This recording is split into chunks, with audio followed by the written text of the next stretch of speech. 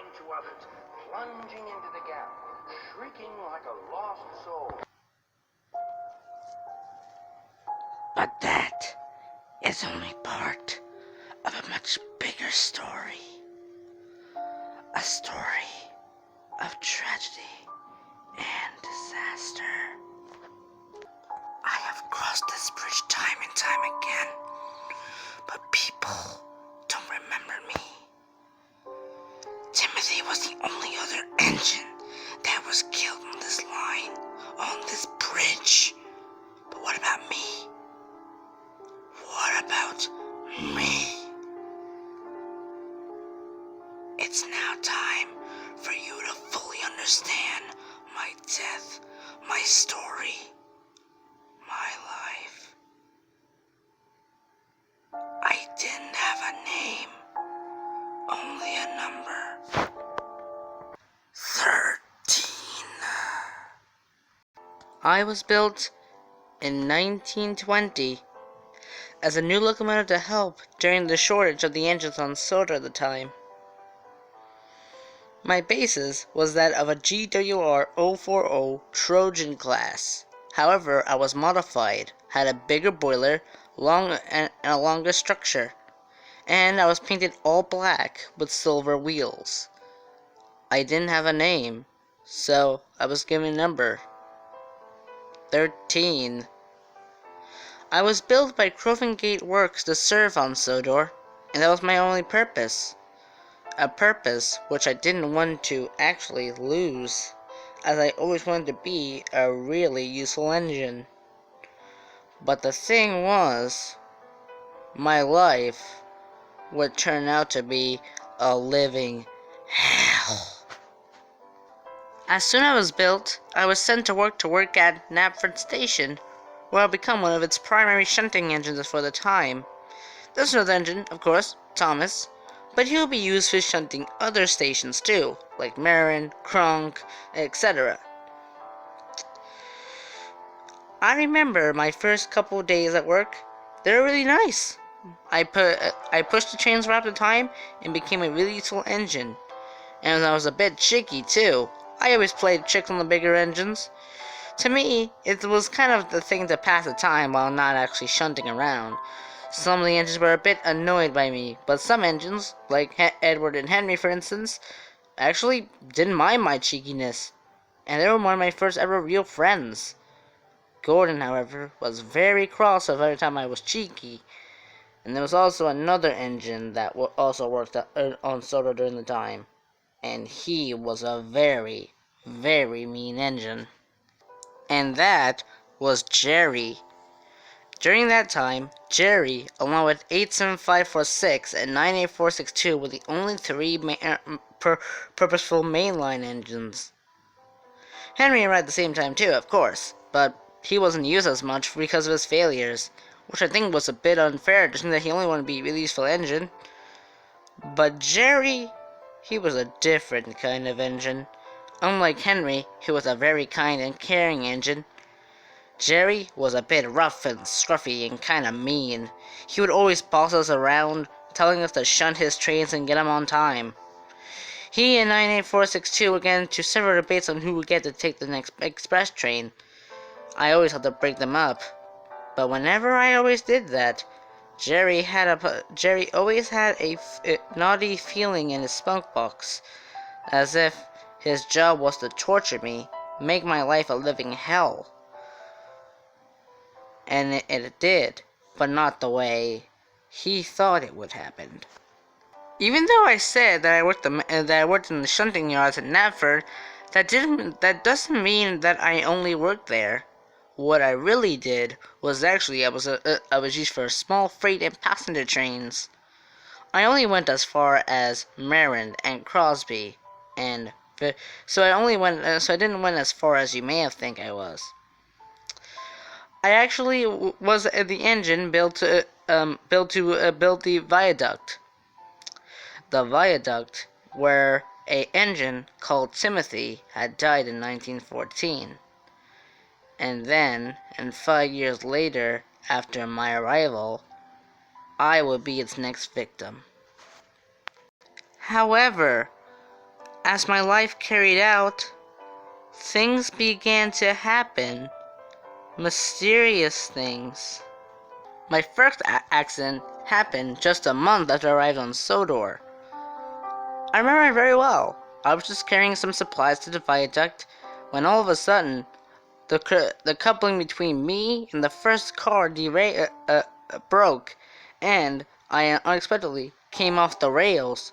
The trucks were remain on the track, of course, and I wasn't seriously damaged, but it was very strange of how I only came off the rails, only going at a very safe speed.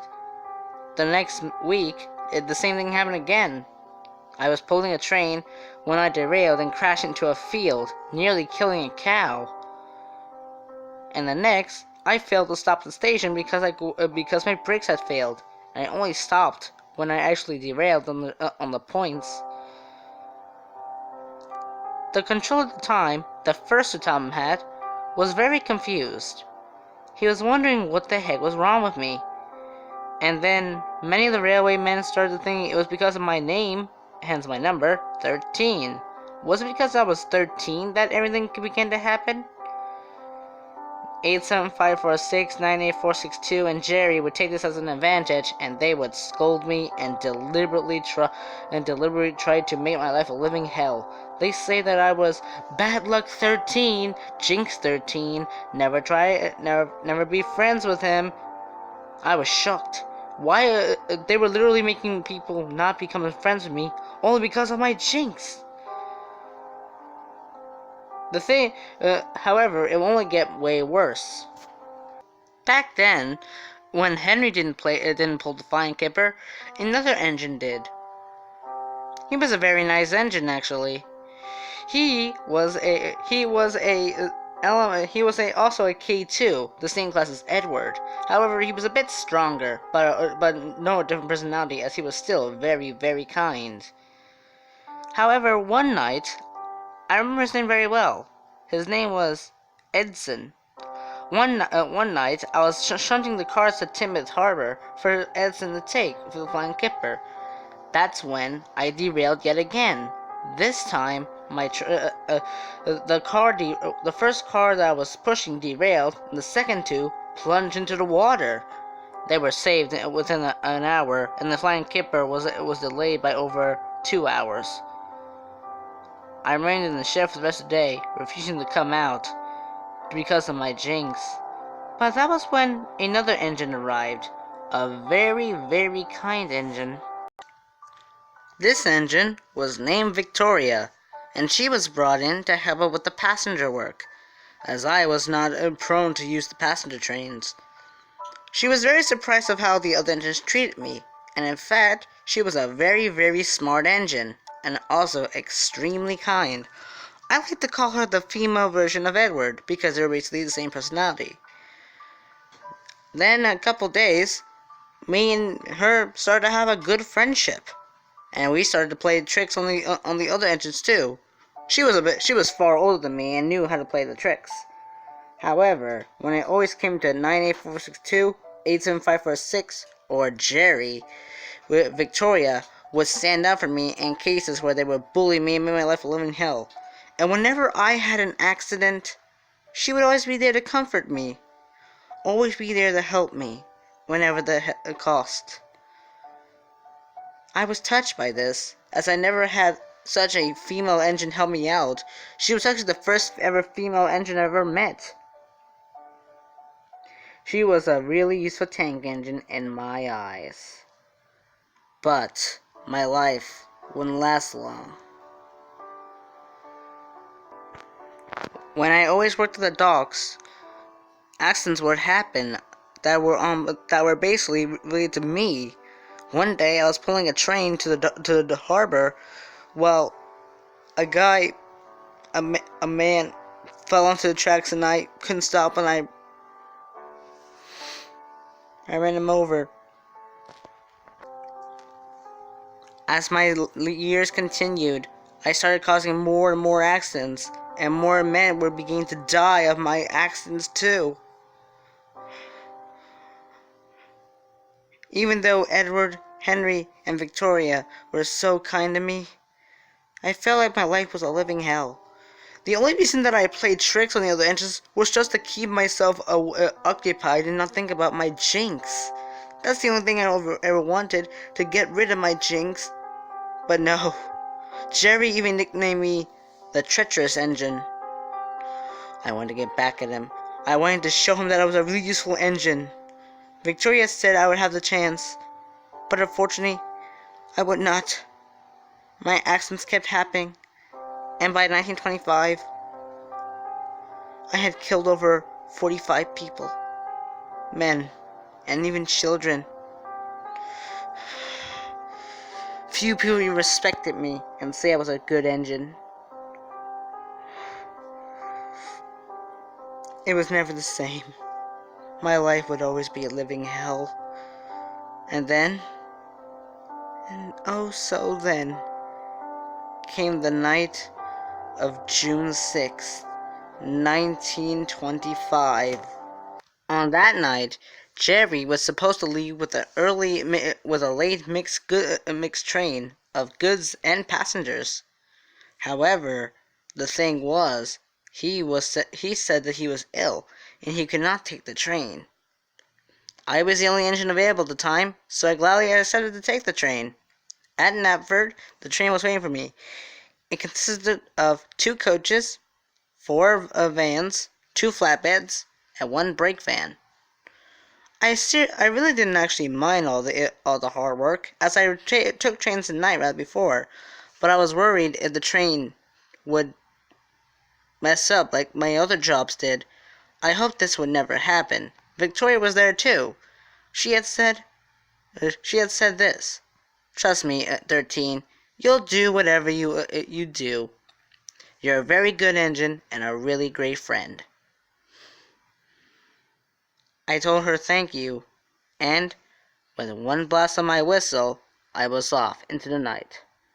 It was the last time I ever saw her. My single headlamp shone through the darkness as I steadily pulled my train. Everything was going well. My destination, Marin, would just be over what would now be Gordon's Hill. Gordon's Hill was not called that until 1923. I was really happy that I was able to take this train, and soon I would able to prove that Jerry and Gordon, who was also one of the engines that regularly teased me, that I was a really useful engine. However, once I reached Gordon's Hill, everything went wrong. I soon approached Gordon's Hill. It was a really strain to get over the top of the hill, and I tried my best. With a couple of tries, I was able to make up the hill. However, the unthinkable happened. When I was going down the hill, my driver began to apply my brakes, but instead of applying them, they didn't work, and I kept speeding down the line. My driver tried all his might to stop the train, but it couldn't. I just kept going faster and faster down the line. I was praying that the train would stop. The passengers began to scream and plead for me to stop. The train kept speeding up, going faster and faster.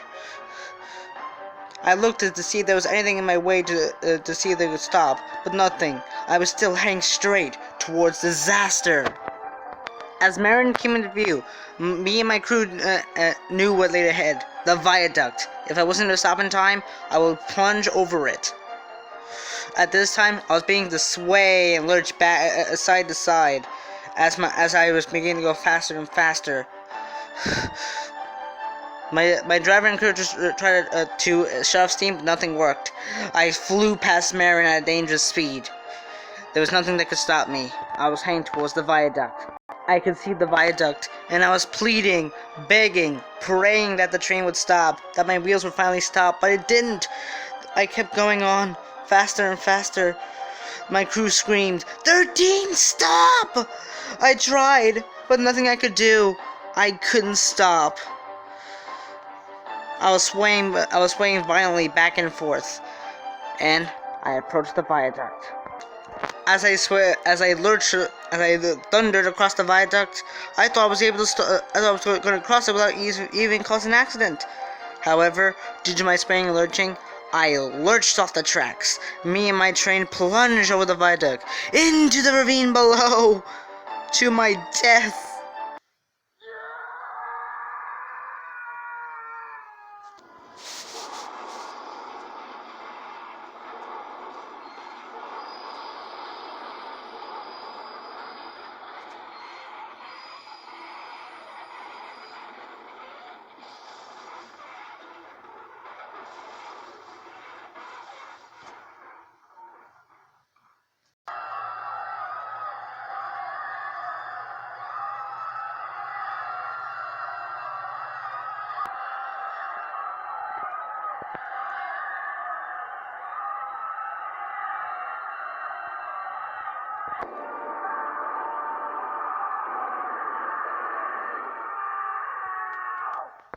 Me, my crew, the guard, and all 16 passengers were killed in the train accident. It was a horrible sight. I saw my remains, but they weren't found. They're still there. They're still there.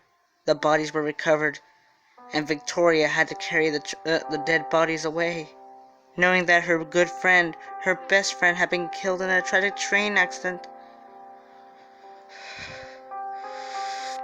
And it's still hard to think that it was Jerry who had caused it all. For he knew that I was a dangerous locomotive. He knew my brakes would fail. And why do you think that? Because he had lied about being ill. And was only pretending to be ill so that he wouldn't get to take the train. Then, a week later, he disappeared. Forever. That was then. This is now. Yes, I am the reason Jerry disappeared. I took him to somewhere he would never be found again. And if any other engine fails to realize my existence, they will suffer the same fate too.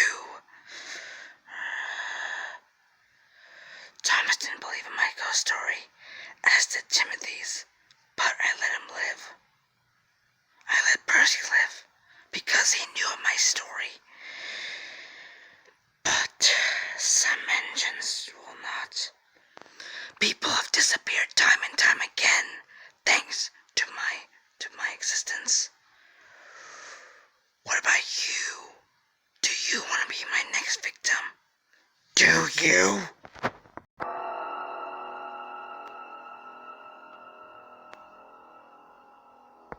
My story, it will be known, and one by one, those engines that do not trust in me will die by 13.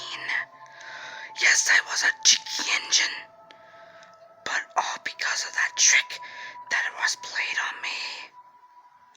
I will come back as my vengeance, and you must know the rule. When you get teased, don't get tricked back. Don't trick back at the guy you teased at. Or what if he dies in a horrible accident? Who is there to blame for? That is you. You are to blame for this. Jerry is to blame for my death. And what about Victoria? She was sent to another railway, and now it is going under restoration. But me, my remains still are there, and they're forced to be there forever. And so I've give you this final warning. When I return, be prepared, 'cause when I return, you or one of your good friends will not survive.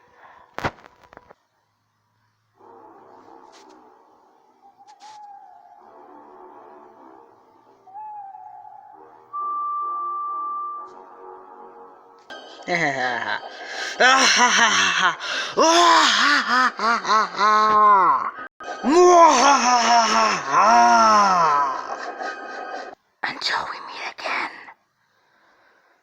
farewell.